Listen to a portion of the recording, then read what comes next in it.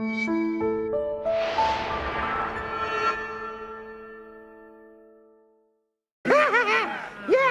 even now he sulks like Achilles in his tent. Achilles? It's the Iliad? Dun dun dun dun dun. It's Homer! Read a book! Now it's time once again for Read a Book. Today I'm going to talk about a couple of books. One that I read all of, because it didn't take very long, because it was an old young adult book series from the early 90s, and one that I did not read all of, because I'm just going to talk about a particular chapter of said book that I talked about a little bit last time. I was talking about Star Trek stuff, because I can't do a Read a Book without talking about Star Trek, apparently. But no Trek novels this time. I'm going to talk about some other things. Although, the thing I am going to talk about is heavily influenced by Star Trek. I have gotten requests for this for a lot of years, and I never found a good place to put it. I mean, obviously we have a show now called Read a Book, so I can put it there. But you know, to sit down and make just those shows and commit to reading this series, much easier to do in this format. So now I'm finally, and I'm very excited about this. Like, I've already started on the second book, and I don't know why. Like, I'm really in the mood to get back through this series again. I'm going to do some Animorphs, and I want to say that I'm going to read through all of this and talk at least briefly about each of these books. Can I just real quick do my favorite thing? That's everybody's favorite thing. Oh, he turned into a lizard thing. That's it's an right. iguana. It's an iguana. Yeah. He turned into an iguana. So this is the first of the Animorphs series. This is the Invasion, K.A. Applegate. I don't know if you're aware of this, but the reason it's K.A. Applegate, not Catherine Applegate, is because she and her husband came up with this together and kind of co-wrote it. I think she did the manuscripts, but it is very much their brainchild together. Interesting. I did not know that. Which is not a thing I knew. I assumed it was a Tolkien thing because she loves Tolkien.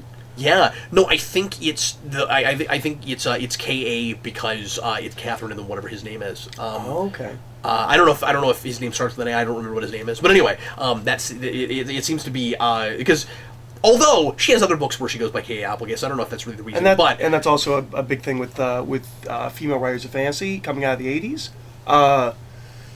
Because there was like initials so that it's what ambiguous their gender, or because there's a stigma of in the 70s and 80s like I don't want to read a book by a girl, and so there's a guy named R.A. Salvatore, and he was like, well, I'm gonna be R.A. Salvatore, and they're like, everyone's gonna think you're a girl, right? When I was in high school, this was one of my absolute favorite things. I had a couple of friends that were really into this.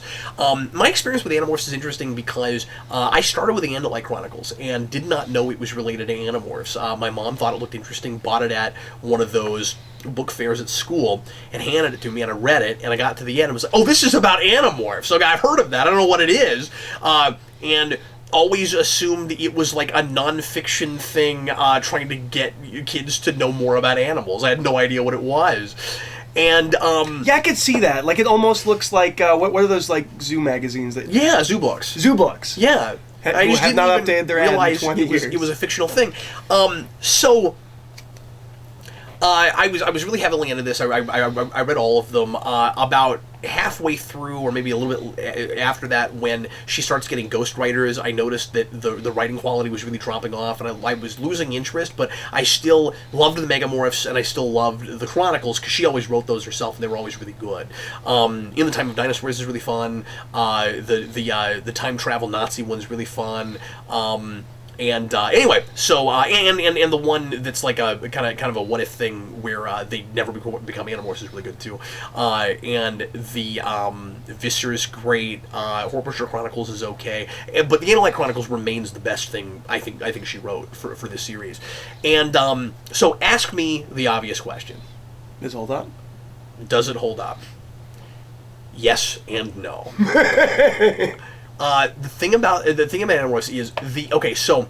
Now, I've actually read this one when I was a kid, because I only read like 3 of them. Oh, okay. I'm like tentatively familiar with the series, and I think at one point I like skimmed the whole Wikipedia page. But I read this one. The mythology, the characterization, the inventiveness of the concept, all of that I still adore just like I did before. And I really love that I can go back to this and I haven't lost all that. Now, having said that, I read these a lot, so it was still weirdly fresh in my brain. Like, there are a lot of the kind of iconography and vernacular of this series, I still remember and could have come up off the top of my head the day before I read this at this time. You know what I mean? Like, I remember the Texans, I remember the Hork-Bajir, I remember Draken Beams, I remember the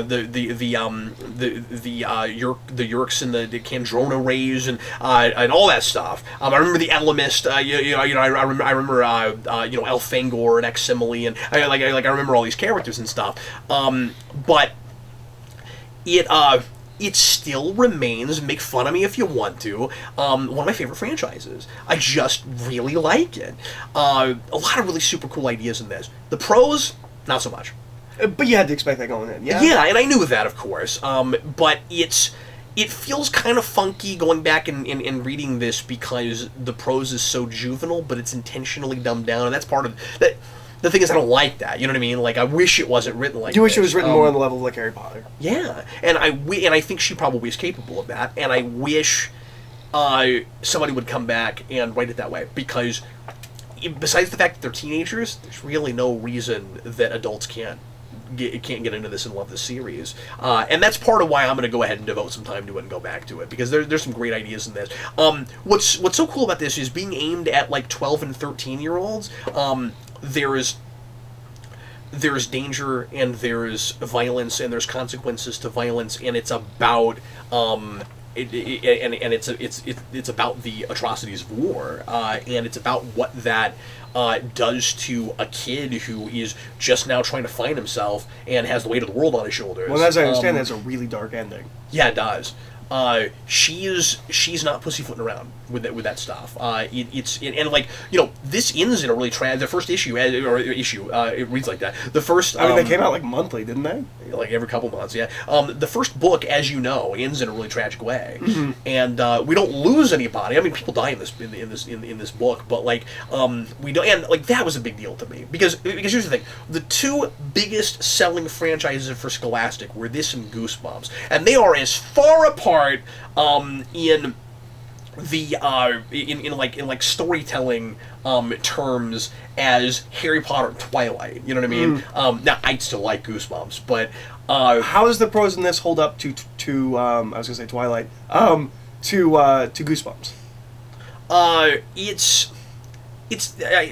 think it's probably like a grade level or two above it, sort of, or just with vocabulary, but it's still like a lot of really like short clipped sentences, and it's all about the cliffhangers between chapters, but I mean, like, I don't know, I like that's fun. It's kind of no, I've read adult novels that have the cliffhangers between chapters thing. It's weird because but like it has, sometimes it'll have false ones and stuff, and it's not as bad as Goosebumps. This were there all false ones? Yeah. This prose wise is junk food, but story-wise, not so much.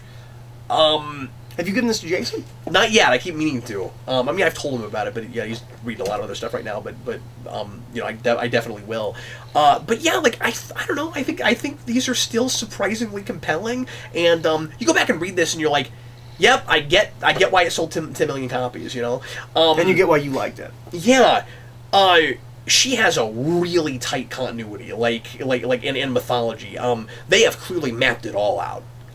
Because like right away, all the big major trappings are there, and there's not a lot of retconning. There's not a lot of stuff later with like the flavor of it has changed. She sets up a lot. Like she clearly knows where she wants to go with this and has the rules of her universe figured out. She wrote a Bible. You know what I mean? Like there's got to be like a 50-page series Bible.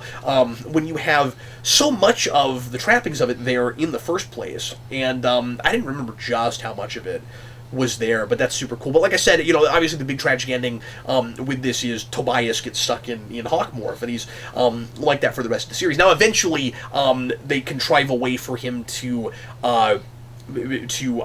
get his original person morph, and he can morph into himself, but he morphs back into a hawk. So like they have this Q-like character who's not an imp and isn't any fun, named the Elemist, who, if memory serves, is who makes it possible for him to do that. So he acquires his old human self and he can turn into it. Why doesn't he just stay in the human morph too long and get stuck in human morph again? Because, and they talk about that, and it's really cool the sacrifice he makes for that, because it's not like they still have the morphing cube. Mm-hmm. So if he did that, he can't help. because he can't morph after that. That makes If he gets stuck in his own morph, now he's just a regular person. He doesn't have the powers anymore. So that would be the reason for that. There are some goofy rules. Because it is a thing for kids, so they make it, and I didn't remember this being right away, but they make it so that you can morph skin-tight clothes so that you're not naked whenever you demorph.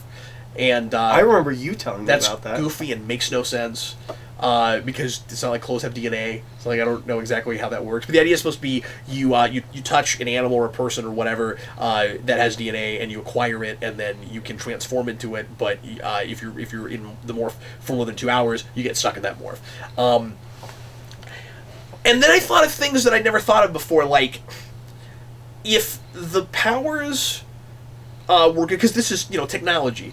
If this was created specifically for the Andalites, why would they somehow build into the cube that when you acquire it, you also get the ability to speak telepathically?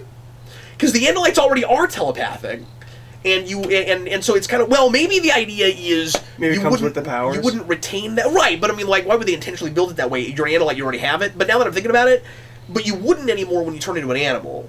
So the idea is that anybody that gets that, they would have it. Yeah, I guess that does make sense now that I'm thinking about it, because you wouldn't retain that ability when you no longer have your own anatomy. So I guess that makes sense. It also occurred to me why this was a genius marketing plan. Just in putting this together, because if you think about what was really in the 90s right now, it makes so much sense that this hit like wildfire. And as much as I really like the characters and the ideas in these, it also reads like something that might have been like meticulously put together because it knew it would sell, and I don't know that for sure. I mean, I'm sure she didn't know that it would be as big as it was, but I mean, like, it seems like a strategy where, okay, Power Rangers is huge, and morphing. I was just thinking about with the Animorphs. Yeah, so because you were the morphing cube, I was like, oh, right, morphing. And it's not just the morphing thing. It's also some wise old guy gives 5 deserving teenagers powers, right? And like they're teenagers, and it's invading aliens. Like, that's all Power Rangers, and they can morph, and kids are familiar with that term. So that's the first thing. The second thing is, this was first published, 96, 95, 96. Okay. That is the year for Star Trek. The year. We've got DS9, Voyager, and First Contact comes out that year, and there's so much Star Trek in this. This is Applegate Star Trek. Like she's got this whole space mythology and all these different aliens, and like it's very Star Trek. And C, elementary school into junior high, animals are huge. Like, we sell kids on animals all the time, especially right then. You were talking like about the zoo books. Yeah. You put those 3 things together, and I never thought of that before, but it's genius. And I think that had a lot to do with why this was so big. There's a lot of gimmicks with this that I always kind of enjoyed. I like the idea that each book is from the perspective of a different character. I don't think she gives them real distinct voices exactly, but I like that we get to kind of explore their psyches a little bit, through their own I say voice, but that's kind of cool. And I don't know if you know this, but then the Megamorphs do it chapter to chapter. Oh, cool. So in those they go back and forth. But anyway, I will talk more about this when I get to the second one. But is that the gift? Yes, I forget. I can't. They're all the something. Yeah, they are. They do that whole thing. Hey, it's better than just one-word titles. Yeah, that's true. Oh, and it's better. I meant to mention this earlier when we were doing Primetime Crisis. Do you know what The Gifted is doing with their episode titles? No. There's an X in every title, and it's capitalized.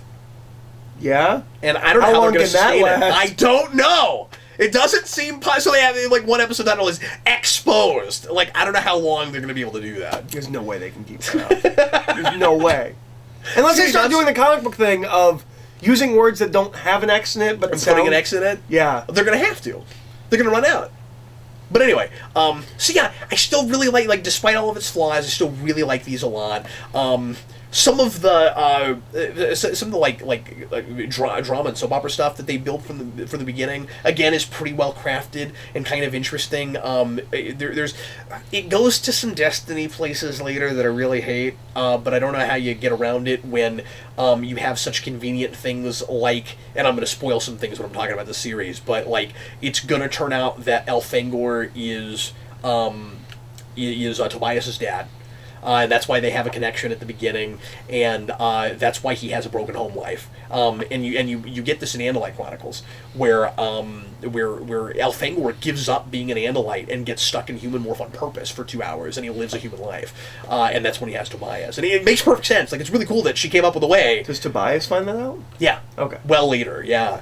And then Marco's mom is Visser 3 or Visser 1, because Visser 3 is the only Yeerk to be in an Andalite body.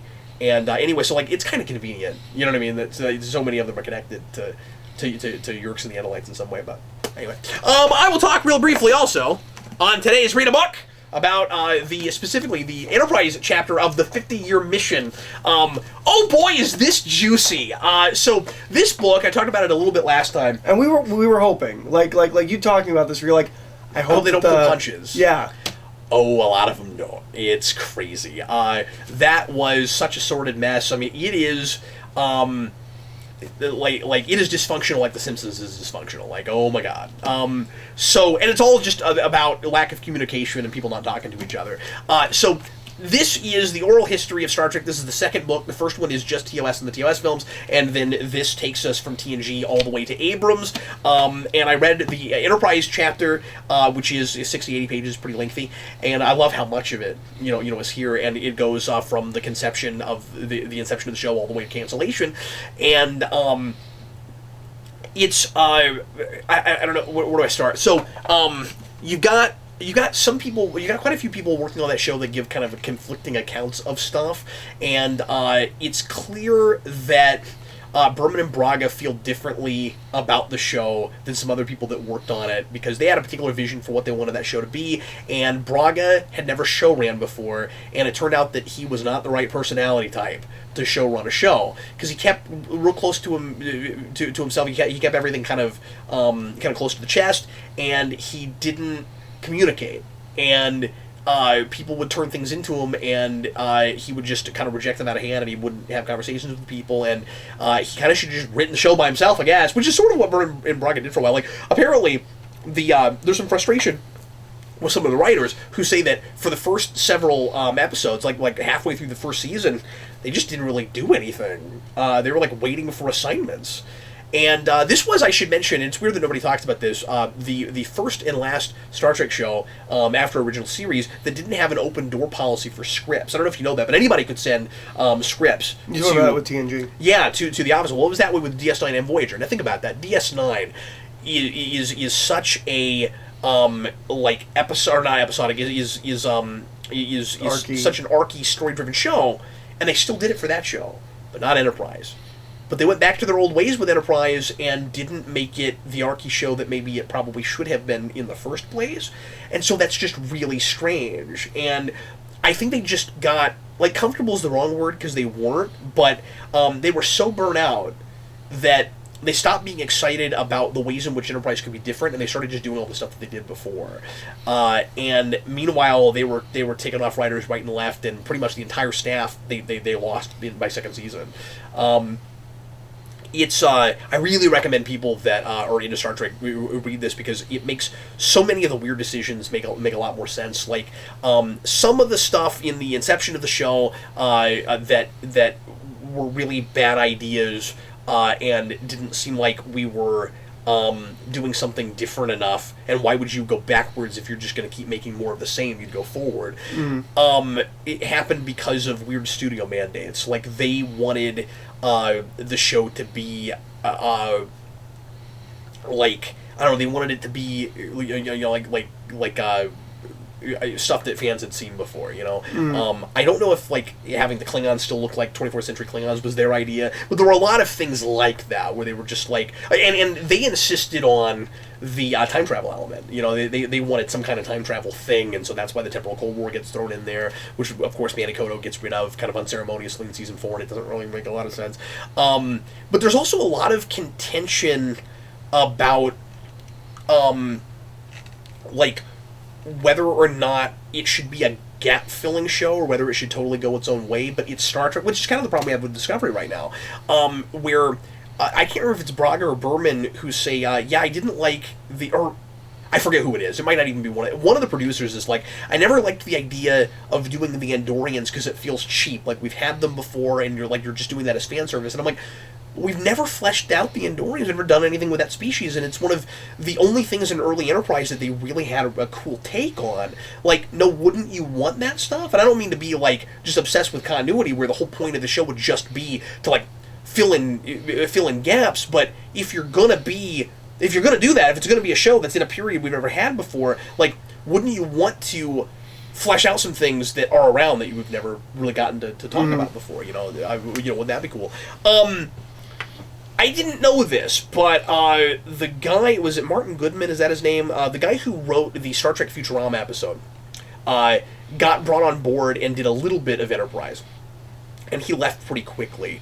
But he's the guy who wrote the, fictional 150-year history thing that I like so much that came out a few years ago. Oh, cool. And he's gotten to do, some Star Trek stuff since then. And he got brought on, and Braga wouldn't take him seriously, and he kept turning in script ideas, and he kept getting rejected. And I forget which episode it was, but he finally turned one in that they took, but for a long time, Braga wouldn't even admit that he was the guy who came up with it. Like, it was that kind of a writer's room. They didn't even really have a writer's room. It sounded awful. I feel like we just looked up something with that writer for something else, where I was like, it says he wrote the Futurama episode, and maybe he wrote an episode of The Orville or something. I have no idea. Maybe so. Because there's so much alum, with the Orville. That's. I was like, it says he worked on Enterprise and the Futurama episode about Star Trek. But there's kind of conflicting things about him, where like some people thought he was kind of a total hack and shouldn't have been there, and it's weird how candid some of these people are, where it's like, yeah, no, that guy was a hack, and it's just, like I said, it's kind of fun how juicy it is, but also kind of sad because you can see the ways in which it could have been such a great show, and why it went south really fast. And then there's a whole couple of pages about the theme song and the people who think it's terrible and people think it's just okay. And does anyone like love it or like stand up for it? Yeah, like it was Berman's idea in the first place, and really all of the things that people say don't work, they both have kind of taken a step back and been like, yeah, with hindsight, like the last episode, they get why people don't like it, and they kind of talk about that. But at the same time, some other people that are interviewed act like it's kind of false modesty, where it's like, yeah, you're saying that now, but like the real reason you made the last episode about TNG was because you wanted it to be about your own legacy and not about this actual show. And so they try to there's some conflicting stuff where some of the producers and writers on that show think that Berman and Braga are just trying to make themselves look better later on. And so like I don't know, it gets kind of heated. But the one thing everybody can agree on is that Scott Bakula is really cool and fun to work with, which is interesting because I think in a lot of places he's terrible in that show. Somebody talks about the weird vocal tick choices he makes, because he does a really weird voice with Archer, where we're just like his enunciations and things like, why'd you pick that? Because I think he's a good actor, but he made some strange choices with Archer. Dominic Keating comes right out and is like, says something about Linda Park and then says, she wasn't always my favorite person. And I thought that was really funny. It's like, you put that in a book, dude. And she's interviewed in this too, I think. Like, she's probably going to see that. But, okay. I forget if it's Andre Bramis who is working on the Orville now, or who it is, but there's somebody that's working on that show that was like, there is no... I thought this was really interesting, because he would have been interviewed probably before he was even working on that show, or like knew he was going to work on that show. He's like, he's like, there's no show where you can be as versatile in all the different kinds of stories you can tell in Star Trek. Like one week it's courtroom drama, the next week it's a comedy, and the next week it's a spy thriller. Like Star Trek is the most versatile show ever made. You can do any kind of thing in it you want to. And I think there's a lot of truth to that. And he was like, I'm kind of sad that I'll never get to work on a show like that again. And if he's one of the guys working on the Orville, that's really cool. Yeah, that's super cool.